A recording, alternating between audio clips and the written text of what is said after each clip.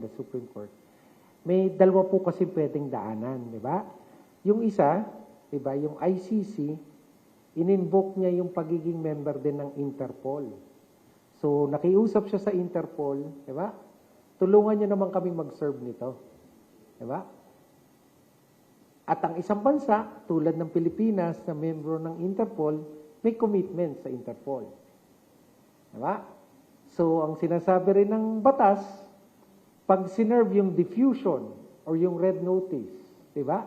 Sa isang domestic state, karapatan, halimbawa dito, Pilipinas, karapatan ng Pilipinas na timbangin kung ano ang balor ng red notice o yung diffusion. At ang pwede niyang desisyon, isurrender. Ha?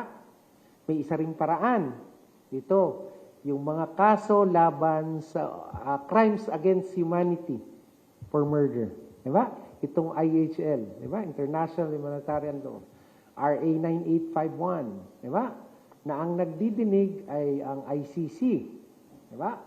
Meron din pamamaraan. Sinasabi din, tinuruan din tayo ng na ang Pilipinas ay nag-withdraw officially dun sa kaso yung sa Enre Pangilinan, I think it's a Supreme Court case, na sinasabi, as of March 17, 2019, wala na ang Pilipinas.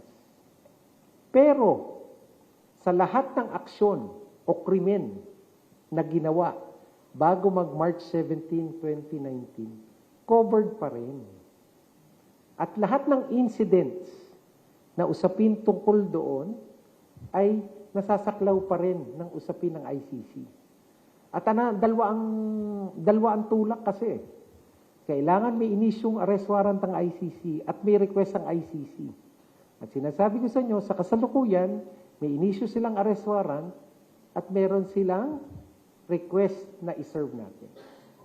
Anong ginagawa ngayon Department of Justice? Dahil nga sa kakaibang sitwasyon. Ano yung sitwasyon? Sitting senator, si Senator Bato. Diba? Tapos may pending Supreme Court decision. Ayaw naman natin pangunahan ng Supreme Court. Diba? Kaya ang sinabi ng DOJ, diba, sa kabila na merong arrest warrant at may request ng ICC, teka muna. Diba? Kasi timbangin natin, diba, ayaw nating mabaliwala yung pending case. Diba? Ayaw din nating sansalain yung sensitivities ng Senado. Okay. Pero ang tulad ng sinabi ko, kung siya naman ay magtatangkan lumabas ng Pilipinas, teka, ibang usapan yan.